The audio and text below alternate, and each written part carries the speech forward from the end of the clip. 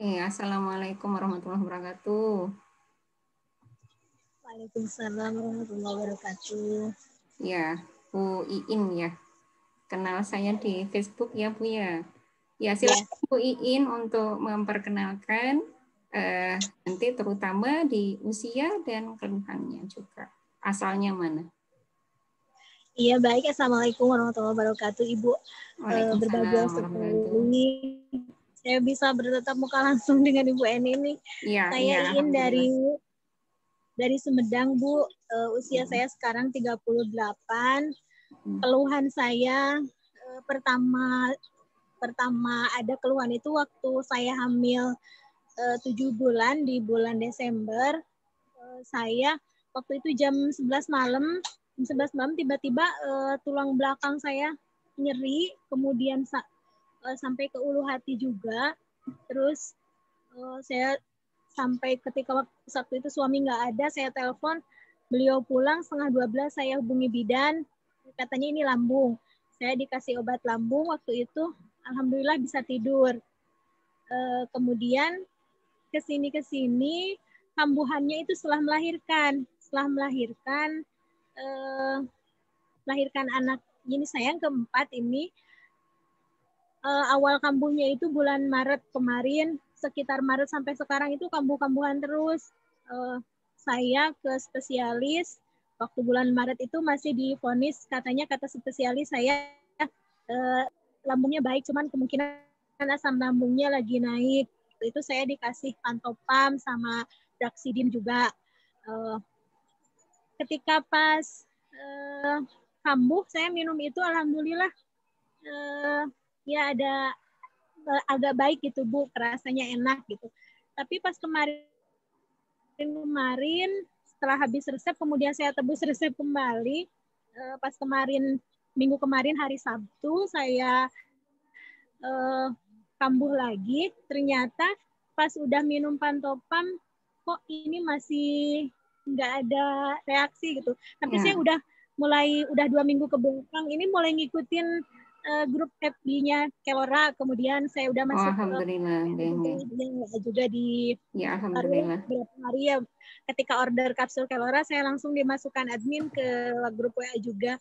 Pas kemarin saya penasaran, saya mau USG ke dokter yang kemarin saya ngasih saya pantopam, ternyata pas USG kata dokter kemarin ada pengentalan cairan empedu.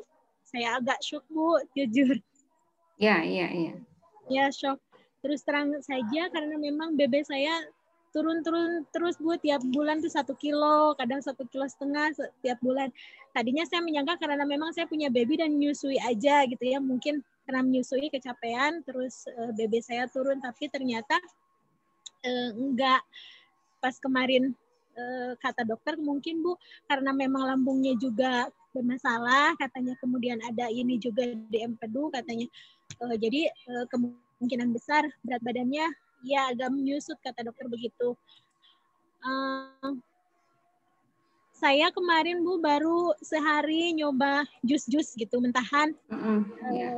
Mau tidur saya jus wortel, kemudian yang ada aja, yang ada di rumah. Iya, betul. Terus kalau saya tiap pagi jeruk lemon sama madu itu udah hampir 6 bulan lah Bu.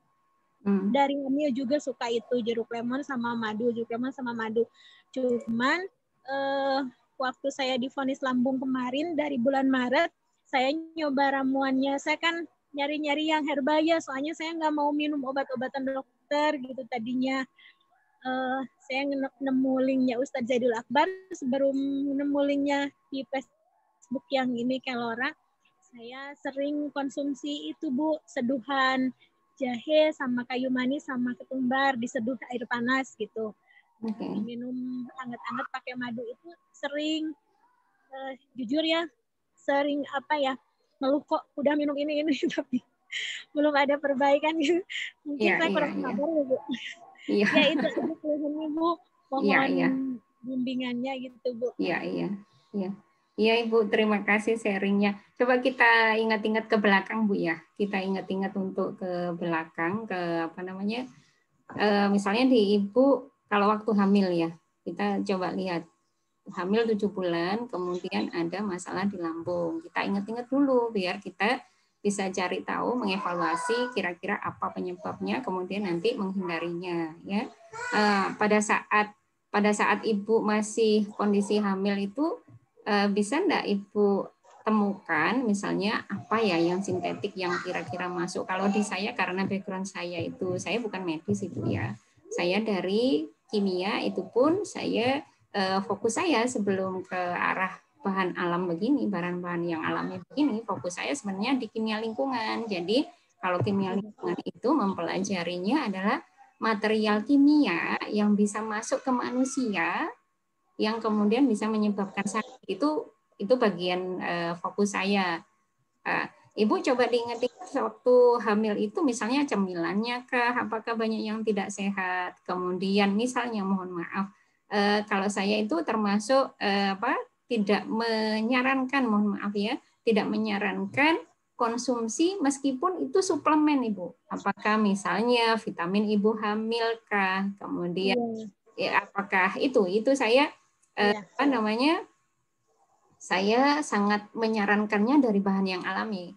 Nah, kalau saya pribadi juga pernah mengalami ketika saya konsumsi selama hamil itu saya konsumsi apa namanya vitamin ibu hamil. Jadi itu kan panjang 9 bulan lah saya pakai itu. Pernah misalnya malam hari saya perut kosong, saya minum suplemen untuk ibu hamil. Aduh melilit yang perih sampai pagi itu saya kesakitan. Nah, misalnya begitu itu nanti coba Ibu ini ya, Ibu ingat-ingat apakah kemarin itu. Kemudian dari cemilan, apakah Ibu memakan yang instan-instan? Coba diingat-ingat dulu, Bu. Oke. Jujur saya memang pola makannya buruk, Bu. Saya suka banget cemilan, kue-kue kayak gitu kalau lagi hamil. Karena waktu itu hamil saya waktu mau 9 bulan, adik belum juga 3 kilo, Bu. Jadi kata bidan, banyak-banyak makan es krim gitu. Ya. Saya memang buruk, Bu. Suka makan makanan Contohnya yang dikatakan buruk itu apa cemilannya, Bu? Misalnya snack-snack kue itu sebenarnya kalau kuenya kue-kue sehat ya, kue-kue sehat. Misalnya kita ya bikin kolak singkong, kemudian santannya juga masih fresh, kemudian dikasih pandan. Sebenarnya cemilan kayak gitu sehat banget. Kalau kemudian labu ya, pokoknya yang ini loh. Artinya kalau misalnya kita kenalnya kue basah gitu aja ya, itu bagus. Kacang hijau, ketan hitam masih bagus. Tapi cemilan ibu yang apa itu? Yang beli-beli yang instan, yang kayak kue-kue Roma Malkis ya gitu. Ya, jadi kalau kami kan ini ya di grup itu menyarankan tidak jadi makanan yang dikatakan ultra proses ya, ultra proses. Jadi dia dari pabrik udah jadi, kemudian dari misalnya pabrik bikin kemudian berlama-lama jadi tepung. Dari tepung itu, tepung aja misalnya bikin snack itu kan ada pastinya ada tepung, mentega, kemudian apa-apa bahan-bahannya itu pasti kan, kalau dari taruhlah dia dari dipanen sampai kita konsumsi itu kan bisa berbulan-bulan, bisa bertahun-tahun. Nah, pastinya industri itu, kalau saya karena saya bidangnya kimia, industri-industri itu menjaga agar tadi sampai di konsumen baik, pasti ada banyak bahan-bahan kimia atau bahan-bahan sintetik ya. Kalau saya mesti sebutnya sintetik, karena kalau dikatakan bahan kimia itu sebenarnya tubuh kita itu juga kimia banget. Maksudnya banyak reaksi kimia, maksudnya begitu. Tapi bukan banyak bahan yang buatan manusia. Jadi saya mesti menyampaikannya bukan bahan kimia, tapi bahan sintetik. Karena di tubuh kita reaksi kimia juga sebenarnya banyak banget. Reaksi kimia yang alami ya, maksudnya yang fitrahnya memang terjadi itu banyak. Oke, kalau gitu berarti sudah ditemukan ya Bu ya. Ditemukan masalahnya di situ. Artinya Ibu jangan kepingin balik ke itu lagi ya sekarang penyelesaian. Insya Allah. Karena sebenarnya kalau dimakannya dikit, kemudian kita masih konsumsi jus sayur, kemudian kita masih konsumsi jus buahnya jumlahnya besar, dianya dikit banget ya, kita porsi-porsi incip lah, itu nggak kemudian jadi efek yang fatal, sebenarnya begitu. Tapi kalau itu kita lagi diem, kemudian kita nyemil yang seperti itu, nah itu yang bikin masalah besar. Oke, itu kemudian apalagi Bu? Misalnya adakah suplemen sintetik? Suplemen sintetik itu suplemen yang dibikin, diformulasi bukan dari bahan alami. Misalnya sejauh ketika hamil hanya itu aja sih Bu. Hanya itu aja paling vitamin ibu hamil. Pil tambah darah aja, itu juga pil tambah darah saya nggak minum tiap hari soalnya kadang lupa, kadang males, itu aja mungkin. Karena vitamin tambah darah ada. Kemudian kalau vitamin sintetik ada nggak? Enggak Bu. Nggak ada. Enggak. Kalau ini dulu kalau obat-obat nyeri gitu-gitu enggak? Ibu enggak sering. Kalau saya migrain, biasanya kan saya ada migrain ya Bu. Kalau saya migrain biasanya saya konsumsi obat nyeri seperti Neralgin kayak gitu. Itu ya, oke. Oh iya pernah Bu. Ini saya konsumsi jahe merah yang udah dikemas gitu, kemudian tinggal nyeduh. Itu sintetik ya Bu? Enggak, kalau yang produk jahe merah. Enggak. Kalau jahe merah tidak termasuk yang sintetik, tapi kalau misalnya jahe merah kita coba uraikan. Termasuk saya ceritakan sedikit ya. Jadi di saya supaya Ibu bisa memilah-milah juga, misalnya nanti pemirsa di rumah juga bisa mengambil pelajaran. Jadi di kami saya pernah posting tentang susu kanji kan. Susu kanji untuk asam lambung. Iya. Nah, susu kanji untuk asam lambung melapisi lambung sebelum kita makan. Ya. Yang di situ itu misalnya percobaan yang dilakukan adalah pada mencit ya, atau pada tikus ya. Ini kan kita biasa di lab, artinya gini, tikus sehat dibuat sakit dulu lambungnya, kemudian dikasih perawatan susu kanji. Bagaimanakah hasilnya kan gitu? Kalau kami kan praktikum pakai mencit. Tapi kalau saya sih sebenarnya saya nggak praktikum mencit. Ya, ini bagian teman-teman biologi atau bagian teman-teman farmasi melakukan perlakuan pada mencit. Kalau saya misalnya saya ada keperluan meneliti ke mencit, saya mesti minta bantuan teman-teman farmasi atau teman-teman biologi begitu.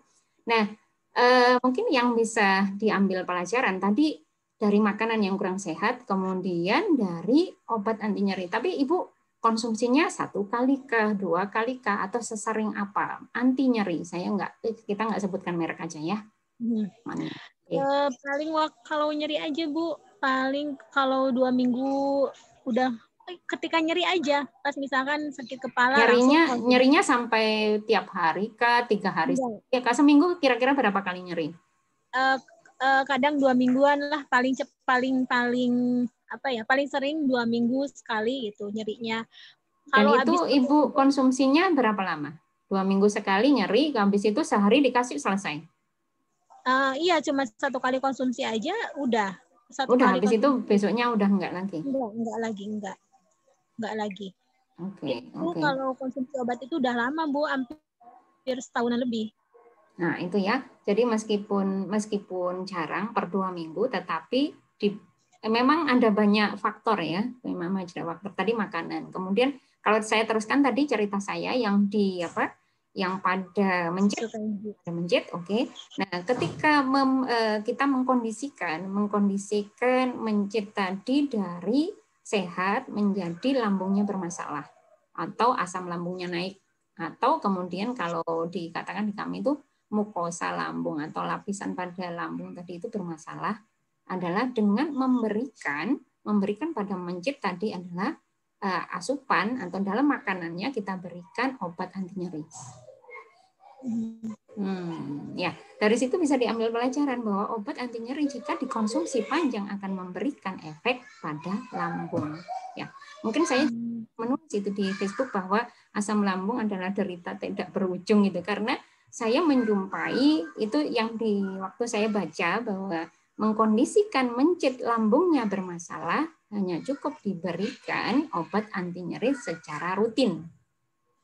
Nah, rutin akan mengikis lambung. Nah, yang ngeri ini adalah fakta. Ibu bisa nanti ambil pelajaran dari saya. Nanti habis ini kita sambung bentar ya, Bu ya. Oke, Ibu, nanti saya mau ceritakan sesuatu artinya kejadian pada mencet harusnya jadi pelajaran untuk kita, kan gitu ya. Nah, tadi ketika mencet dari sehat kepingin kita, karena kita mengkondisikan untuk percobaan atau untuk penelitian, mencet dari sehat menjadi lambungnya bermasalah dengan diberikan obat anti nyeri secara rutin. Oke. Nah, kemudian berikutnya ketika Ibu nanti coba korelasikan. Ketika kemudian satunya itu yang ini beberapa hal lain ya, beberapa hal lain. Mungkin nanti kalau misalnya saya belum sampai kalau baca-baca jurnal tentang empedu bermasalah, saya belum baca ke sana.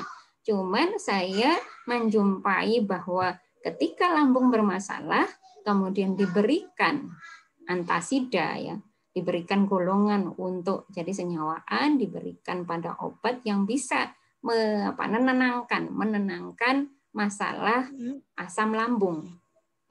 Ya, kalau di kami itu kalau asamnya, asam tadi pH-nya namanya asam, berarti pH-nya di bawah 7. Kalau kemudian supaya menenangkan sakitnya tadi itu adalah diberikan pH basah. pH basah jangan dibandingkan dengan kalau misalnya pernah bahan alami yang membuat dia basah, bukan. Tetapi dinetralkan tadi itu dengan pH basah. Nah, ketika dia itu sampai netral masih aman. Tetapi apakah netral kita tadi itu dosisnya tepat atau tidak untuk tubuh kita masing-masing? Kalau sesuai dosis anjuran bisa jadi iya. Tetapi ketika dia masuk ke tubuh kita itu kan tidak kemudian sekarang pH-nya karena sakit sekali pH-nya apakah 5, apakah sampai berapakah ya? Apakah 5, apakah 6, apakah berat pH-nya rendah banget. Dan ketika kelebihan ya, yang kita campurkan tadi itu kelebihan, seberarti nanti itu kita di lambung kita itu basah. Nah, di kimia ini di belakang saya background-nya adalah reaksi. Nah, di kimia itu ketika itu kelebihan itu menimbulkan kerak. Jadi asam mengikis, kalau kami asam itu mengikis, sementara kalau basah, berarti terlalu basah, dia menghasilkan kerak. Nah, kalau kerak ini ya hampir kerikil gitu, kayak kerikil gitu. Itu kalau dia ada di, misalnya kita ada di wadah, kemudian kerikilnya di tengah-tengah, masih enak, bisa jadi masih enak, nggak tahu kalau itu wadah ya. Tapi kalau ini di tubuh, ini kan pastinya kalau nggak langsung jadi kerikil lah, nggak langsung gede gitu nggak mungkin. Karena pasti kalau kami itu jadi bintik-bintik calonnya kerikil. Jadi calon, si bintik-bintik kecil. Tetapi ketika itu bintik-bintik tadi itu bertemu temannya, dia nanti jadi ngumpul jadi agak gede. Nah, itulah ketika itu kalau di sini nih. Ini saya ngomong begini karena memang di lab ada itu. Ketika punya percobaan asam, kemudian biar netral kasih basah. Tetapi tubuh kita ini kan tiap hari, hari ini saya asamnya sekian. Kan kita nggak ukur. Beda-beda ya, Bu ya? Beda-beda tentu. Kita taunya pokoknya perih. Itu aja. Padahal perihnya hari ini pH-nya berapa, pH-nya kemarin pH-nya berapa nggak tahu. Tapi kalau di lab kita kan tahu, kita ukur, kemudian kita bisa tambahkan sampai netral, berhenti. Iya. Tapi kalau di lab juga bisa. Kita tambahkan sampai basahnya lebih lah kita. Nah, itu akan nanti ketika kondisi basah, basahnya berlebihan, akan muncullah kerak. Jadi pendorong untuk atau pemicu untuk munculnya kerak itu adalah cukup dibuat lebih basah. Nah, itulah. Saya keluhan seperti Ibu nggak menjumpai satu kali. Bila pertama rata-rata begini. nyeri, kemudian mengkonsumsi anti nyeri dalam durasi panjang, jadilah asam lambung. Jadi sudah kita harus melepas bahwa mah itu karena telat makan. Ini harus melepas. Mana ada orang puasa. Kalau puasa itu telat makan, dianggaplah orang puasa itu adalah telat makan. Orang seluruh dunia yang puasa kena asam lambung. Logikanya ya, logikanya. Berarti sebenarnya kita harus menghapus pemahaman orang perutnya perih adalah karena belum makan. Tapi bukan. Ya. Kalau tadi itu akhirnya dia perih belum. Perih itu macam-macam. Apakah perihnya karena asam lambung naik, apakah kemudian ada sesuatu yang mengikis. Jadi begini Ibu. Bahan-bahan yang sintetik tadi itu, yang ada yang tadi di makanan ya, saya nggak hanya di obat anti nyeri ya, yang sintetik di makanan juga. Sintetik itu kalau kami yang di lab kotak-kotak pegang-pegang itu lama. Pegang-pegang kita sebenarnya ada pengaman yaitu adalah pakai sarung tangan. Ya, kami harus pakai sarung tangan ketika kami bekerja di lab.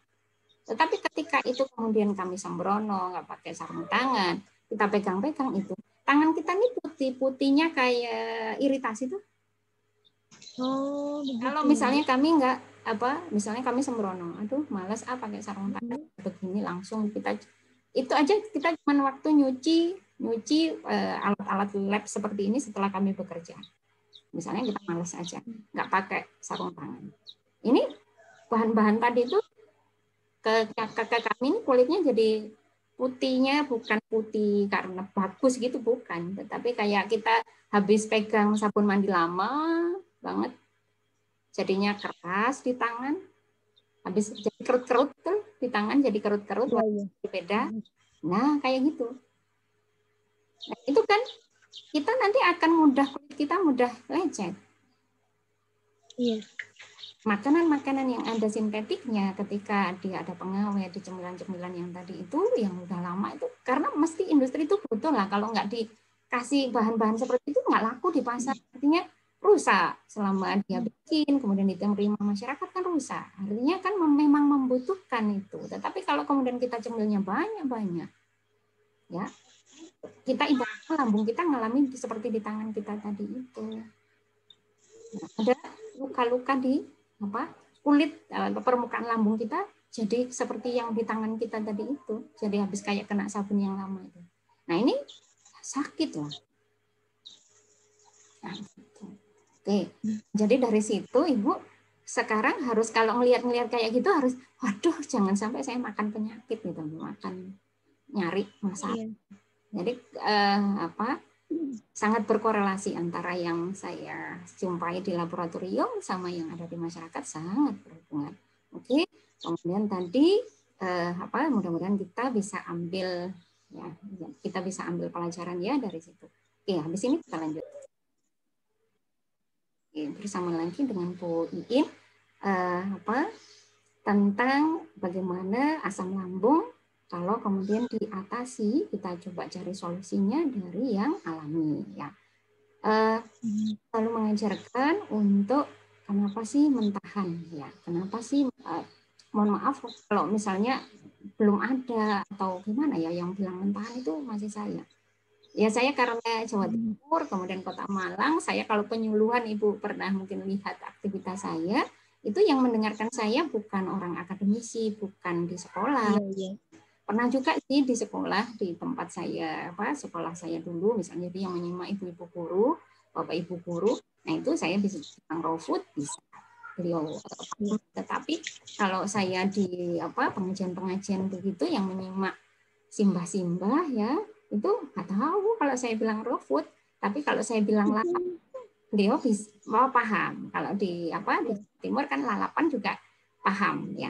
Tapi sebenarnya kemudian saya pikirkan di laboratorium kami kalau mau meneliti daun-daunan ya. Jadi yang rata-rata penelitian itu kalau di kami bukan buah ya, karena memang berpikirnya adalah yang berkhasiat obat yang kuat kan gitu ya.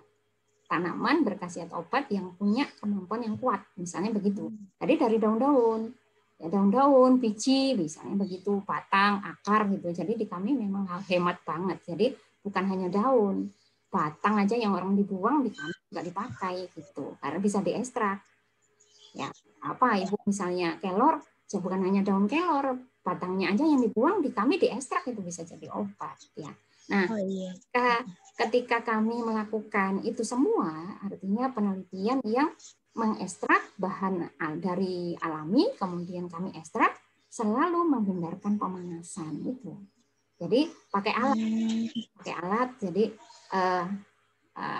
ada yang misalnya yang cara-cara lama itu 40 derajat sampai batasannya toleransi supaya nggak rusak yang ada di dalam, bagian yang manjur atau bagian yang berkhasiat atau bagian yang kalau kami sebut adalah mempunyai kemampuan antioksidan yang tinggi atau fitokimianya masih utuh, itu selalu kurang dari 40 derajat. Dengan alat di lab kami yang canggih sekarang, misalnya kami nggak perlu lagi 40 derajat, ada lagi alat yang bisa pada suhu ruang kami bisa mengekstrak, tapi kan pakai alat khusus ya untuk mengekstrak ambil bahannya. Nah, kalau kemudian di masyarakat nggak bisa mengekstrak begitu, sebenarnya ada banyak cara, yang penting tidak dipanaskan. Jadi waktu saya awal menyampaikan kepada masyarakat, ketika saya bilang kelor bisa ini itu, masyarakat masih begini, masa kami juga tiap hari makan kelor kok masih sakit juga gitu.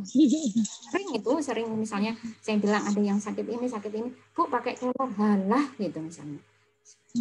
Kemudian pandan, saya bilang pandan ini Bu bagus untuk sakit ini misalnya, juga bilangnya gitu, halah masa saya juga makan pandan, saya juga empon-empon, saya juga ini. Nah itu saya yang mengkoreksi kepada masyarakat, mohon maaf saya mengkoreksinya, misalnya ada yang mengajarkan misalnya pakai 3 gelas air, didihkan hingga 1 gelas. Jadi itu di kami sangat sangat disayangkan. Apakah rusak semua? Jawabannya tidak sih. Semua sampai habis enggak, masih ada. Tapi antara yang tadi nggak dipanaskan sama yang dari 3 gelas jadi 1 gelas itu drastis. Kiatnya turun banyak banget. Nah, itulah kalau kemudian saya sering kali kemudian menyampaikan semua untuk semua. Tolong jangan kemudian, mohon maaf, kalau misalnya pernah tahu seledri untuk menurunkan darah tinggi. Ya, itu bisa jadi kalau direbus hanya untuk darah tinggi, bisa jadi ya. Maksudnya dikenal banget. Dikenal banget daun salam untuk asam urat.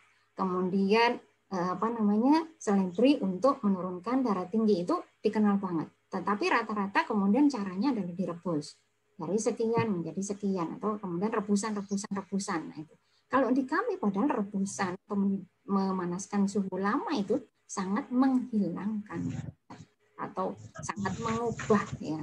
Jadi kemarin saya pernah bilang beras kencur, kalau di Jawa itu beras itu kalau matang namanya sego kan gitu ya, atau nasi gitu ya. Saya bilang beras kencur jadi jamu, menyembuhkan, menyehatkan. Kalau udah jadi nasi kencur, udah enggak, karena memang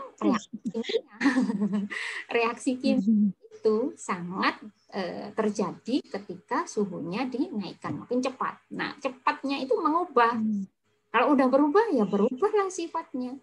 Jadi kalau kemarin ada juga yang bilang, ini asam urat kok kalau dimentahan disuruhnya makan yang hijau-hijau, lah kami yang asam urat, Bapak sayurnya matang atau mentah? Kalau mentah ini sederhana itu. Jadi kalau mentah, yang hijau pun tuh asam urat nggak apa-apa ya kalau nggak apa-apa, aman. Ayo coba. Jadi tadi ya saya seringkali juga menyampaikan, ayo yang kalau di penyuluhan, ayo membuat percobaan kecil di rumah. Buat percobaan kecil di rumah itu betadin tahu. Betadin saya pakai merek ya, obat. Ya, betadin itu kalau di kami mengandung yodium. Nah, yodium itu di kami dikenal sebagai oksidator. Oksidator itu merusak. Betadin tidak kemudian di tangan kita merusak, bukan sih. Dia merusak, yang dimaksud merusak di situ misalnya ada kuman. Kuman itu merusak, dirusak oleh betadin tadi, jadinya dia anti kuman mati. Gitu. Siapa yuk yang misalnya ke dokter gigi, kemudian pada musim-musim corona begini, musim-musim pandemi, sama dokter disuruhnya kumur pakai betadine. Dokter kepinginnya mulutnya pasien steril dulu. Ya, karena mungkin di kita nggak terlihat kerusakan berarti, tetapi pada kuman cukup berarti, kan gitu ya. Oke. Nah, kemudian percobaan kecilnya adalah kita ambil nasi secuil aja, nasinya ya, misalnya sekepal gitu. Nasi sekepal kita bagi 3. Kita bagi 3. Nah, yodium tadi itu sebenarnya sangat bereaksi kuat ya dengan namanya polisakarida, atau kami namanya polisakarida, masyarakat mungkin mudahnya karbohidrat ya. Yeah. Ya. Nah, itu nanti kalau nasi dikasih vitamin itu warnanya hitam pekat. Cuman ini mau percobaan warna. Jadi Ibu mungkin kalau di rumah ada PKK nanti bisa itu ditunjuk. Ya, kemudian ambil sayur hijau apa saja. Saya bilang apa saja. Kalau mau kelor ya sudah, kelor misalnya. Sayur hijau apa saja. Sayur hijau apa saja tadi itu tumbuk, masih segar tumbuk. Udah halus sendirikan. Satunya kita kira-kira jumlahnya sama ya. Atau kalau di lab ditimbang lah. Ya, jumlahnya sama. Satunya ditumbuk, satunya dimatangin. Direbus. Udah, misalnya kalau ngerebus itu biasanya kita nyayur berapa lama sih? Itu misalnya bikin gitu. Udah. Jadi satunya mentah, satunya matang, satunya tadi tanpa kita kasih hijau-hijau, kasih aja betadine. Akan hitam pekat. Sementara yang kita kasih yang tumbukan yang masih segar tadi itu ya, jadi hitam pekat. Awalnya nasi kasih aja ya, betadine hitam pekat. Kemudian kita kasih tumbukan tadi itu kita taruh, kita kasih air supaya dia ada interaksinya. Itu akan jadi putih. Ya, subhanallah. Tapi yang dimasak, ya kita bikin yang sama-sama, yang dimasak. Campurin di situ, tapi kasih kuah ya, kasih air supaya ada interaksinya sama nasi itu. Sudah berubah juga warna nasi menjadi pudar, tetapi nggak seputih yang masih mentah. Yang kemarin yang mentah, iya, yang mentah. Ini kita mau menganalogikan, kita mau menceritakan pura-puranya atau umpamanya betadine tadi itu adalah senyawaan atau taruhlah tadi saya bilang kan oksidator, sesuatu yang bisa merusak. Ya, sesuatu yang bisa merusak. Kalau dia ada barengan sama kita konsumsi apalah yang kita nggak sehat, tapi kita pengen banget, kita lagi pengen apa nggak sehat, terus kita makan. Barengan itu minum jus sayur. Maka yang tidak sehat tadi itu akan bereaksi, kalau kami katakan bereaksi ya, sama yang jus sayur kita tadi, sehingga kita terlindungi badan kita. Buktinya nasinya akan tetap putih. Tetapi kalau kemudian sayurnya dibikin matang, maka akan beda lagi. Begitu Ibu. Tadi adalah percobaan kecil ya, percobaan kecil untuk mengumpamakan bahwa mentah itu sangat-sangat membantu. Jadi sekarang mungkin kembali lagi ke tema Ibu ya.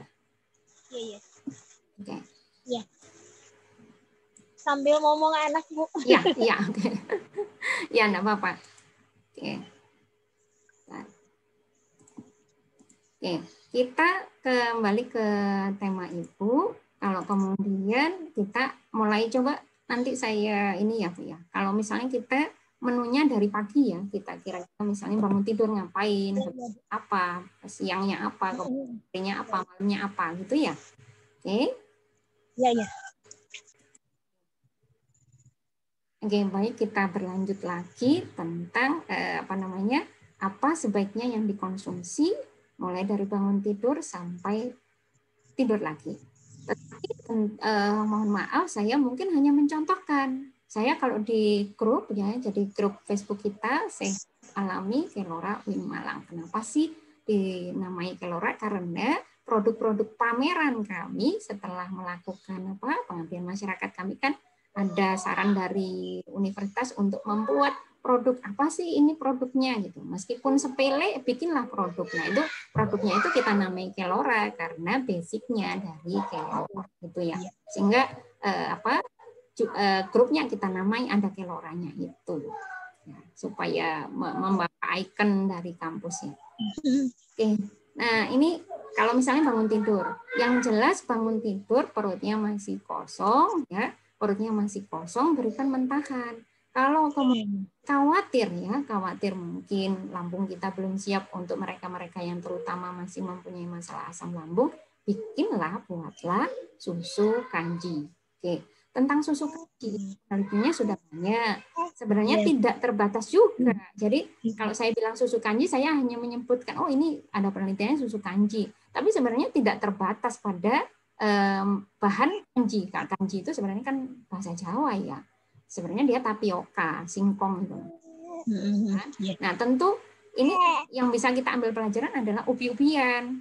Mau kentang kah, bawang kah, apa ubi-ubi yang lain ya. Misalnya tela ya, tela itu bahasa Jawa lagi. Saya biasa pakai singkong ya. Ombi yang misalnya ada apa? Ubi kalau di sana ada Bu, ubi Cilembu, Bu. Ya, di Malang juga ubi Cilembu dikenal karena manis. Iya. Itu jadi ubi-ubian lah, ubi-ubian. Ubi yang singkong, ini ubi jalar ya. Jadi ubi yang kuning kah, putih kah, ungu kah, apa namanya? Talas itu mau kalau di kami ada mode itu talas ya. Itu juga. Talas ada. Ya, tapi sekali lagi mereka sangat membantu bila dia mentah. Ya. Oh, dimakan mentah.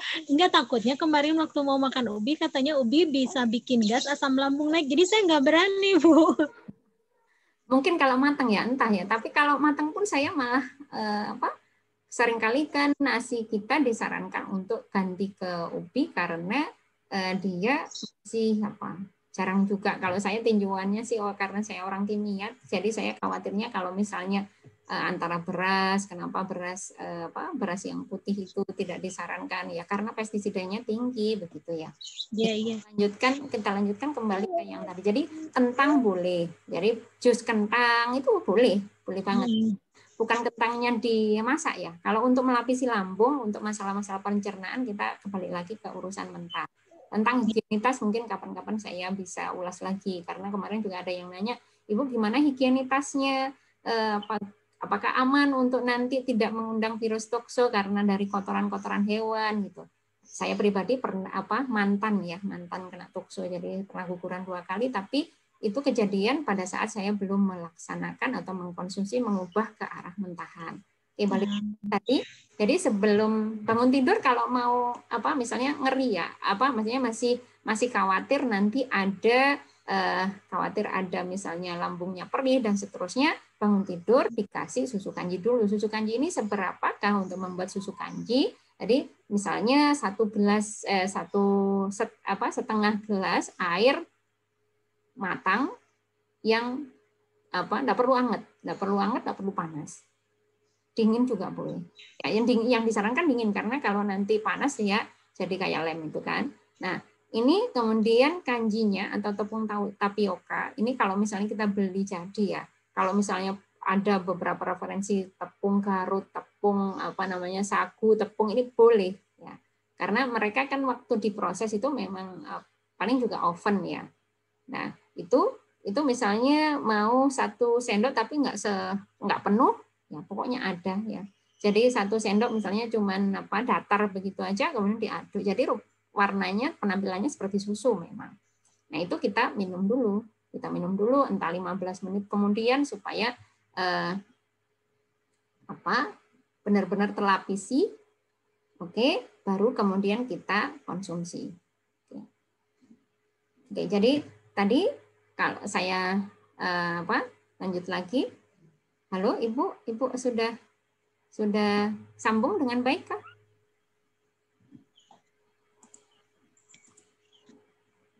Bu Iin sudah sambung dengan baik? Halo? Ya, udah. Udah. Ya, oke. Halo, bisa kedengar jelas kah? Iya, Bu. Iya. Ya, oke. Jadi yang tentang susu kanji tadi sudah paham ya Ibu ya?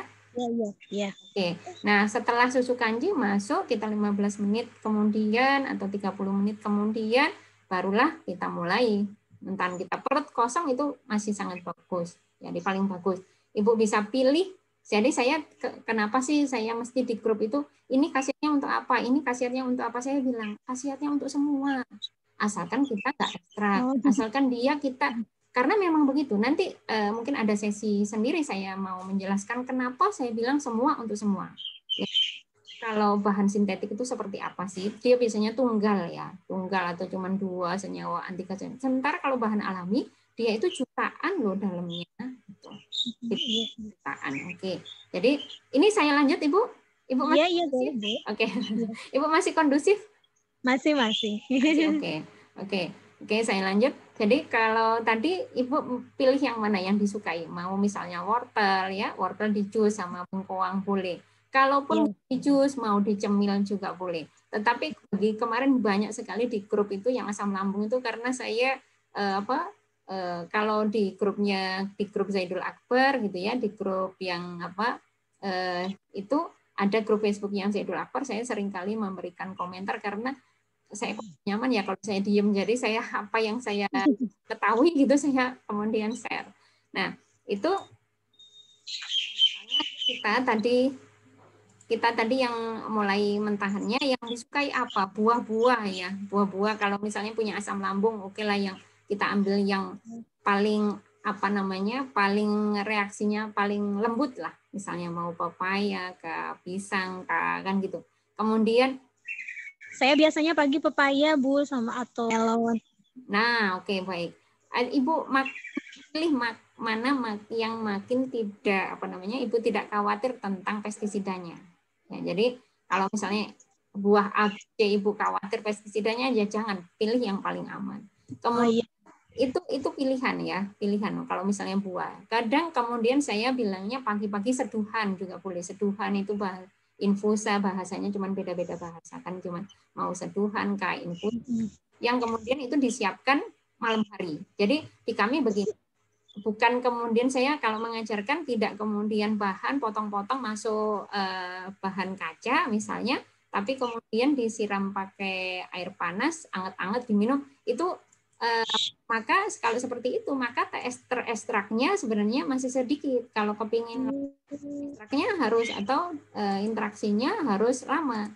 Kita siapkan 3 jam sebelumnya, kita siapkan malam harinya, begitu akan makin banyak yang keluar ke cairan kita. Nah, kalau mereka-mereka yang asam lambung sangat disarankan misalnya ketika saya kalau makan pisang perut saya perih, kalau belum nasi perut saya perih. Nah, misalnya seperti itu, maka buat yang misalnya nggak pisang. Kalau tadi sudah ada susu kanji, kemudian infusa itu atau kemudian seduhan itu adalah yang paling encer, paling rendah, jumlahnya paling sedikit. Nah, itu tetapi dia bekerja kalau kita minumnya kemudian sangat rutin. Nanti kalau kemudian kita udah mulai lapar, ini tidak hanya tadi terbatas infusa kah, sarapan buah kah, atau kemudian jusnya kah. Kalau di saya demikian, jadi pagi mau bikin jus yang kita tadi saya sarankannya dikonsumsi bukan hanya dari golongan buah. Karena daun itu mempunyai khasiat jauh lebih tinggi dari buah. Jadi misalnya Ibu kalau bikin jus wortel plus pandan kah? Plus pandan kah? Plus mau pandan wangi, mau pandan suci boleh. Kelor monggo. Ya, jadi boleh daun-daun yang lainnya boleh. Yang Ibu kemudian bisa konsumsi kan itu hanya kreasi kita, mau model jus kan, mau model lalapan kah misalnya. Nah ini ketika kita udah mulai lapar lagi misalnya kita mau konsumsi, akhirnya saya udah deh mau makanan yang padat ya. Jadi di beberapa grup itu saya jumpai ketika berpisah dengan nasi putih itu kesehatan membaik sangat signifikan. Ibu bisa pilih. Jadi misalnya Ibu udah lapar bikin Ibu mau makannya adalah ubi, silakan, baik. Kalau misalnya dari ubi, tapi mentah ya Bu? Enggak lah, sudah kita ubinya mentah. Jangan mentah terus. Nanti kita krauk nanti. Kan udah tadi pagi udah yang tadi susu kanji kita udah mentah, kemudian jusnya kita udah mentah, sarapan buahnya kita udah jalani, kemudian misalnya model infusa kita juga sudah jalani, kan udah mentahnya udah masuk. Nah, kita sekarang mau lapar ya udah matang nggak apa-apa. Kalau busui, kalau busui lapar terus Bu. Iya nggak apa-apa, lapar berarti Ibu makan ubi, pokoknya harus disiapkan di rumah, tahu telur kah, nah gitu. Tetapi misalnya plus sayur kah, jadi porsi nasi yang harus dikecilkan Ibu. Ibu bisa ambil yang lainnya yang protein dari hewani kah, nabati kah, oke udah bisa. Nah kayak gitu. Udah kemudian nanti kita mau masukkan mentahan lagi di siang hari kah, kemudian di sore hari kah. Jadi yang paling memberikan efek sangat signifikan adalah di pagi pada saat perut kita kosong dan sebelum tidur. Oke. Nah, kemudian kalau saya sampaikan apakah bagaimana dengan kapsul kelor ya? Bagaimana dengan kapsul kelor itu?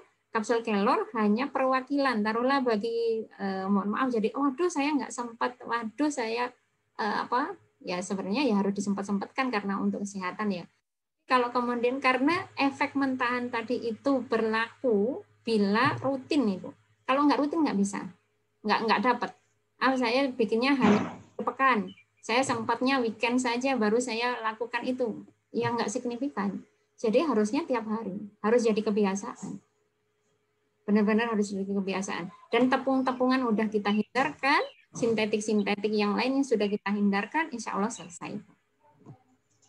Insya Allah sudah Ibu, sudahkah? Cukup? Apakah ada lagi yang ingin ditanyakan? Jadi kalau ini? Oke, jadi sama cara mengkonsumsi karena dia hanya perwakilan saja. Itu harus sangat sedikit. Jadi cukup kapsul sebelum tidur. Sampai Ibu nyaman. Jadi kadang satu itu kadang ada respon detok diare, kemudian ada demam, ada detok-detok yang demikian Ibu. Jadi seperti tadi yang saya contohkan di betadin, ketika itu zat yang tidak baik itu sudah lengket tahunan di tubuh kita dan kemudian ada bahan yang hijau-hijau mengandung klorofil tadi itu berinteraksi, itu waktu mereka merebut sesuatu yang tidak baik dari tubuh kita itu akan terasa sakit ya. Nah, ketika seperti itu itulah yang kami sebut sebagai detox. Jadi cukup satu sebelum tidur, satu saja sampai sebelum tidur cuma satu saja sampai benar-benar tidak ada keluhan yang tidak menyenangkan. Jadi pagi-paginya nggak usah ya Bu, nggak usah kelor, yang penting mentahan aja. Boleh, iya. Sama aja ini, kalaupun mereka Ibu bisa terapkan yang kapsul kelora tadi itu kan tidak hanya untuk mereka yang sudah punya keluhan. Misalnya seisi rumah itu saya pada anak-anak juga saya lakukan. Infusa tadi itu mereka tahu saya sudah siapkan infusa. Jadi kalau ada yang mengeluh memberikan bahan pada anak-anak susah, kita harus berkreasi. Bikin yang seperti teh. Bikin kalau misalnya kulit buah naga itu berwarna merah, kulit buah naga sama kayu manis, mereka senangnya kayak sirup katanya. Gitu kan. Kemudian yang warna-warna anak-anak sukanya, misalnya begitu. Ibu nggak apa-apa kalau nyamannya layarnya ditutup juga nggak apa-apa. Ini sudah saya kondisikan. Misalnya Ibu ingin layarnya ditutup nggak kelihatan nggak apa-apa Ibu. Seandainya gitu. Tapi oke, saya lanjutkan ya Ibu. Hanya satu sebelum tidur. Kemudian berikutnya, jika sudah nyaman, ditambah lagi satu pagi bangun tidur, minum pakai air hangat, boleh, air madu hangat, boleh, air infusa, kemudian kita minum sama kapsul kelor satu, kemudian malam hari satu. Demikian, perlahan dinaikkan sesuai kebutuhan sampai maksimal yang saya sarankan hanya sehari 6 kapsul. Jadi 2 pagi, 2 siang, 2 malam. Itu untuk mereka-mereka yang membutuhkan sampai dosis seperti itu. Biasanya misalnya diabetes sampai suntik insulin untuk menggeser supaya tidak menggunakan insulin, kita gunakan herbalnya sampai pagi, siang, dan malam. Ya, jadi kalau diabetes saya sangat menyarankan yang signifikan bukan kemudian menggantungkan pada herbal, tetapi pada pola makan. Jadi sintetik harus hilang, tepungan bukan tepung-tepungan ya. Kalau nanti asalkan halus itu tepung, maka semua tepung nanti tidak boleh, bukan juga, tetapi mungkin yang ke arah mengandung gluten ya. Itu snack-snack yang ultra proses juga sudah harus tidak dikonsumsi. Kalaupun mengkonsumsi karena kita kepingin dan kita harus menyadari itu, wah saya sudah makan biskuit 3 potong, 5 potong, ya segera minum jus ya, jus buah ataupun jus sayur. Jadi antara buah dan sayur, atau saya nggak pilah-pilah sayur, sebenarnya saya itu pilahnya adalah daun gitu ya, karena nanti ada juga sayuran itu berupa ubi ya, wortel itu kan ubinya, bagian umbinya ya, bagian umbi. Jadi saya mungkin sebutnya adalah daunnya, ya, daunnya dan kemudian buah. Jadi dari buah-buahannya, apakah dari daunnya, dan daun mempunyai kemampuan atau khasiat yang sangat-sangat tinggi. Insya Allah cukupkah Ibu? Ya, Ibu mohon maaf kalau misalkan bikin jus, saya kan belum punya juicer yang misah Iya, ini. Saya nggak pakai yang mahal, saya pakainya juga blender. Ya. Yang blender biasa itu sama ampasnya ya Bu ya? Bergantung kita sukanya. Kalau mau bagus ya, misalnya kayak tergantung ya, kalau misalnya bahannya sangat keras, kita nggak suka di itu, ya nggak usah ampasnya. Tapi sebenarnya begini Ibu, kalau di kimia tadi yang saya sebutkan, di kimia itu hemat banget loh. Jadi kalau misalnya kita bikin jus, kemudian kita saring, ampasnya tadi itu yang kita sebut ampas, mau Ibu seduh, kemudian di air seduhannya tadi itu masih berwarna keruh atau apa, itu artinya bahan aktif di dalam yang masih baik masih keluar di air seduhan kita. Jadi sebenarnya masih, kalau di kimia kan seperti itu masih dimanfaatkan Ibu di lab kami, diteliti, dan memang di ampas tadi pun masih ada. Mentahan itu tidak terbatas pada daun, kemudian ada juga kan yang ini Bu, saya sarankan yang santan segar, santan sehat. Pokoknya jangan, jadi nggak ada lagi, jangan ada pikiran santan kolesterol tinggi. Itu kalau dimasak berhari-hari. Jadi misalnya kita punya sayur, besok diangetin lagi, besoknya diangetin lagi, itu ya kurang baik. Tapi kalau kemudian bikin santannya diperas pakai air matang, nah ini udah jadi obat Ibu. Iya. Mengistilahkan obat atau jangan ya, mungkin kita sebut aja makanan bernutrisi super ya, karena belum rusak. Diminum langsung juga boleh ya Bu ya, kalau santan sih. Iya, jadi Ibu nanti pilih. Jadi kalau kemarin kan ada juga yang lagi stroke yang sangat lemah. Saya sering kali mereka yang sakit nggak nunggu sakit juga minum santan, minum ya. Jadi saya misalnya kita kelapa kita potong-potong dadu, kemudian pakai daun pandan, semuanya kita blender, disaring, itu komposisi dalamnya adalah santan segar sama pandan, jus pandan tadi itu sangat-sangat sehat. Orang tua yang udah nggak punya gigi itu udah sangat sehat, karena dia adalah, taruhlah kita bilang itu kan lemak, tapi ini lemak baik, lemak yang nggak rusak, yang belum ada pemanasan. Apalagi pandan. Pandan itu vitamin A-nya jauh lebih tinggi daripada wortel. Jadi sangat menyehatkan. Iya. Mentah, jangan direbus. Nah, udah direbus bukan hilang menjadi nol sih, tapi sangat jauh berkurang. Iya. Paham ya Ibu? Iya. Terus satu lagi Bu, kalau misalkan mau bikin infus, misalnya bikin infusa, boleh ya Bu campur misalnya daun sirsa, kemudian sama timun, kemudian sama jeruk lemon, boleh gitu ya Bu ya? Ya kalau saya boleh, karena tadi pedomannya atau prinsipnya adalah tanpa pemanasan. Jadi tapi begini Ibu, jangan jumlahnya besar untuk ya. Jadi untuk daun-daun yang mempunyai khasiat tinggi, ya mempunyai kemampuan antioksidan tinggi, kita hanya cukup menggunakannya adalah, saya dulu menyampaikan prinsipnya adalah mentah, sedikit, rutin. Jadi wajib, tapi jumlahnya dikit, kemudian rutin. Jadi misalnya kelor, kalau dia matang, ya kita bikin sayuran, sekali kita makan 1 mangkok, ya efek detox yang dikatakan sensasinya horor, kemudian seperti berkeringat mendadak jumlahnya banyak itu tidak terjadi. Nah, ini fakta. Tetapi kalau kemudian mentah, kita kayak misalnya bikin jus apel, jus alpukat, itu kan pekat ya, kental gitu, enak kan gitu. Jus jambu merah itu kan pekat, ini ya Bu ya, paham pekat ya Bu? Iya. Nah, seperti itu jangan dilakukan pada daun kelor tunggal. Jadi daun kelor nggak dikasih apa-apa, cuman dia seorang, kemudian dibikin jus pekatnya itu. Horor nanti Bu. Jadi bisa ngedrop, tensinya turun. Dan meskipun tidak ini ya, saya sangat tidak sarankan kalau seperti itu. Jadi kalau misalnya ada di video-video di luar negeri entah ya, itu bikin jusnya kelor itu langsung pekat segelas gitu, saya nggak sarankan.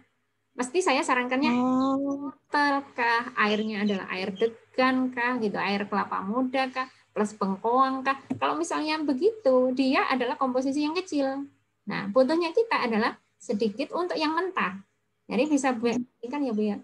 Jadi untuk mentah yang berkhasiat O4 tadi itu, khasiatnya belum hilang, itu kita jangan banyak. Iya. Waktu mengkonsumsi jangan pekat.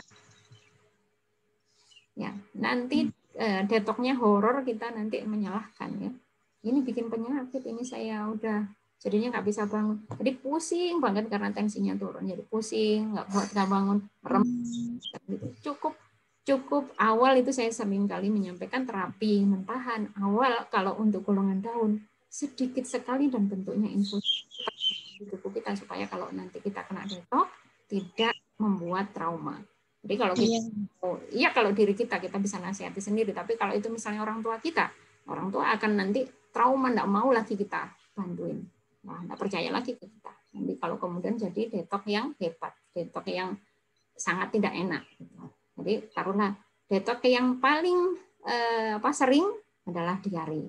Itu pun bentuk infusa bisa berlaku, bisa begitu. Jadi ada di FB saya menyarankan begitu, ada yang sudah nyoba malam-malam jam 1 itu info ke saya, ibu saya gatal seluruh tubuh, bapaknya ya dengan kelumpuhan, kebas, mati rasa di kaki, tinggi, gula darahnya tinggi. Kemudian ibu saya sudah coba infusa dengan takaran yang ibu sarankan, ini saya semalam nggak bisa tidur karena nggak ada bentolnya tapi gatal seluruh tubuh. Pagi-pagi alhamdulillah udah hilang. Saya bilang, Bapak tenang, minum air hangat cukup banyak, kemudian bantu dengan sarapannya adalah sarapan pepaya sehingga memudahkan untuk detoxnya, urusan detoxnya. Nah, itu bapaknya bilang setelah masa itu berkurang sangat. Jadi tapi ketika rutinkan kebasnya hilang. Begitu memang. Jadi, berarti obat-obatan kimia lepas 100% ya Bu ya? 100%. Kalau saya 100%. Iya. Jadi saya bilang kalau untuk kondisi khusus ya, artinya orang ini sangat membutuhkan, dilarikan di UGD sehingga butuh diberikan cepat dalam durasi yang cepat, artinya butuh ditolong dengan cepat, silakan, dan itu pun medis yang melakukan ya. Tetapi kalau untuk konsumsi yang taruhlah kita punya sakit kepala, saya masih sangat sarankan yang saya tidak setuju katakan bahan alami lambat. Yang lambat itu adalah kenapa cara kita memberikannya salah.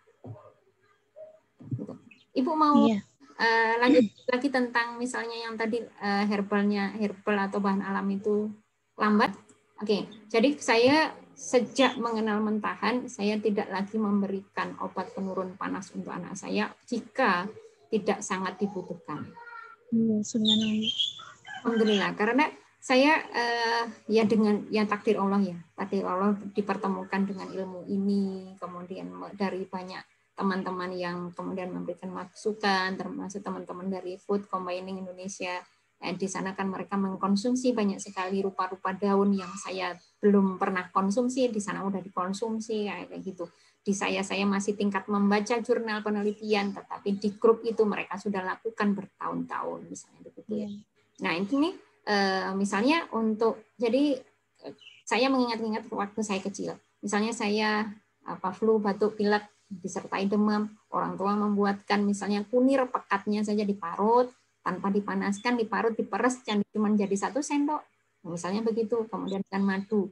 Tetapi waktu itu yang mungkin perlu maksud saya perlu dikoreksi adalah orang tua hanya memberikan pada pagi hari, sementara siang hari, sore hari, malam hari tidak diberikan. Padahal kalau misalnya obat sintetik saja ada 3 hari. Sehari bisa jadi 3 kali. Kadang kan 4 jam sekali ketika demamnya naik boleh diberikan lagi, kan gitu ya. Artinya membutuhkan harusnya diberikan lagi. Nah, kalau kemudian kembali lagi di tadi yang jika itu kita mau rawat sendiri, kemudian dengan tentu dengan posisi aman ya. Bukan kemudian yang saya katakan posisi aman ya tidak dalam kondisi kondisi yang darurat, kondisi darurat misalnya sesak itu darurat. Udah kalau seperti itu ya harus dibantu ada oksigen dan seterusnya kan gitu. Nah, misalnya kondisi anak saya itu kan enggak juga ada ya, misalnya anak saya yang ketiga ada enggak tiba-tiba panas gitu kan enggak ya. Nah, mesti demam itu kan pelan. Kalau kita ibunya anak itu mesti rewel dulu kan gitu ya. Enggak mungkin anak langsung tahu-tahu kita tahu lihat demam tinggi itu kan nggak mungkin. Kira kita sebagai ibu itu kan, oh ini anak rewel, oh badannya demam dikit, demam yang masih rendah. Itu kita harus sudah mulai terapkan. Dan tidak sehari 3 kali. Kalau dibutuhkan saya selalu memberikannya per 2 jam. Yang di grup Facebook stroke saya bilang per 15 menit. Beri yang itu hanya 1 sendok. Betul. Ya, yang kemarin. Cara seperti ini saya sering kali sudah sampaikan untuk misalnya ada yang mengkontak bahwa ada orang tuanya masuk ICU dan terus saya bilang izin kepada pihak medis untuk memberikan asupan per 15 menit ini. Per 15 menit ini diberikan. Nah, jika seperti itu maka saya bilang tidak mungkin tidak ada reaksi, tidak mungkin tidak ada pemulihan. Insya Allah begitu. Nah, jadi misalnya demam yang tadi kunir sama madu, berikanlah 2 jam. Nanti mau ganti yang lain. Jadi udah mulai nyaman dikit. Kalau dibutuhkan ya. Misalnya mau dikasih VCOK atau dikasih seduhan air kelorka.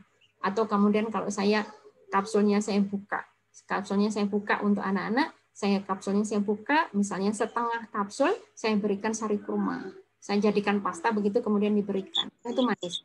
Nah, ini untuk penurun panas bisa. Ibu sampai di sini dulu. Mudah-mudahan segera ada perubahan. Ibu ditunggu di grup. Jadi nanti jangan lupa kalau menyemangati teman-teman yang lainnya, sampaikan saya keluhannya ini, kemudian saya begini supaya disingkat. Mudah-mudahan nanti yang aktif tidak hanya saya, sehingga saya agak terbantu dengan banyak keluhan yang masuk. Saya ada teman-teman lainnya yang sudah ada pengalaman untuk memberikan masukan juga. Iya, Ibu, terima kasih banyak Ibu atas ilmunya, luar biasa sekali, Bu. Sama-sama. Mudah-mudahan semangat saya ingin berubah. Bisa, tapi harus benar-benar ingin menaikkan berat badan pokoknya. Jangan dulu Ibu. Nggak mau kurus kayak gini, Bu. Jangan dulu Ibu, jangan. Jadi jangan targetnya berat badan. Biar berat badan tadi itu adalah bonus saja. Nanti dengan pemulihan, jadi kita fokusnya di sehat. Nanti kalau fokusnya sehat, nggak ada tendensi macam-macam dulu. Ya udah, pengennya nanti berat badan mengikuti. Ya. Ibu dulu. Ibu, terima kasih. Ibu udah sama-sama. Ini mau izin sama saya. Terima kasih banyak, Bu. Sama-sama, apalagi Ibu. Ini gratis. Iyalah ya, hal seperti ini biasa, Ibu. Iya. Terima kasih. Jazakumullah, Ibu. Iya. Wa iyaki, afwan, alhamdulillah, amin, barakallah juga. Terima kasih, mudah-mudahan bermanfaat. Monggo. Wassalamualaikum warahmatullahi wabarakatuh. Waalaikumsalam warahmatullahi wabarakatuh.